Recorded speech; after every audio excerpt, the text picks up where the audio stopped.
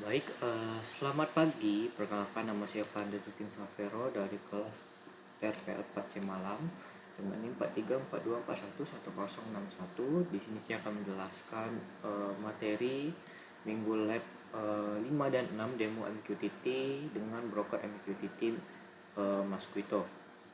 Nah, di sini penjelasan tools yang digunakan sebelum praktik adalah pertama Masquito, yaitu salah satu implementasi broker MQTT yang berjalan di sistem operasi. MQTT adalah protokol, sedangkan Masquito adalah salah satu jenis brokernya. Contohnya seperti broker lainnya seperti HiveMQ atau IMQ.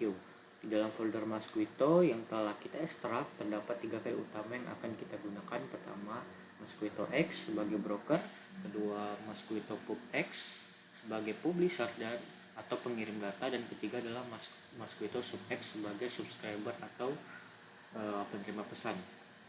Oke, baik, langsung saja kita pada video ini saya akan menjelaskan kode MQTT publish.ino. Di bagian atas terdapat 5 library yang include MQTT Client, SPI, ESP8266 WiFi, WiFi Manager, dan DHT Tabs. Nah, di bawahnya terdapat konfigurasi utama, device name sebagai identitas perangkat, MQTT server IP berisi alamat IP broker Masquito, dan MQTT port menggunakan nilai 1883 sebagai port default dari MQTT. Fungsi setup sensor DHT11 diinisialisasi di pin D1, pin LED D4, D5, dan D8 dikonfigurasi sebagai output, lalu WiFi Manager menghubungkan node MCU ke jaringan WiFi secara otomatis. Ini adalah kode digital, sensor berisi variabel sensor, dan fungsi loop yang membaca data DHT11 serta LDR, lalu menampilkannya di serial monitor.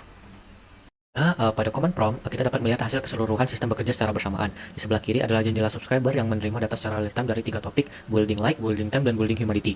Nah, pada sebelah kanan, atas jendela, broker Masquito yang mencatat setiap aktivitas terlihat broker menerima publish dari publisher sensor, lalu langsung meneruskannya ke subscriber.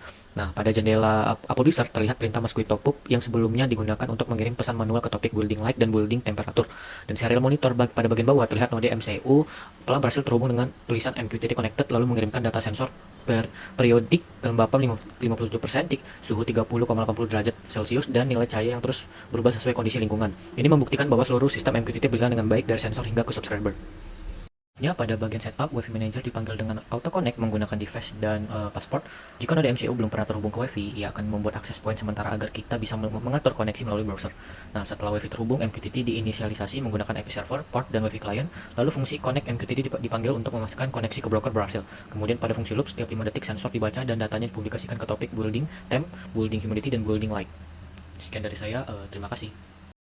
Rangkaian ini adalah hardware yang digunakan. Node MCU terpasang di breadboard dengan lampu biru menyala menandakan perangkat sedang aktif berjalan. Terdapat 2 sensor yang terhubung di HT11 untuk membaca suhu dan kelembapan, serta LDR untuk membaca intensitas cahaya. Keduanya dihubungkan ke node MCU menggunakan kabel jumper dan terhubung ke laptop melalui kabel USB sebagai sumber daya. Baik, kurang lebih seperti itu hasil praktik pada lab 05 dan 06 pada minggu ke-7. Sekian dari saya, terima kasih.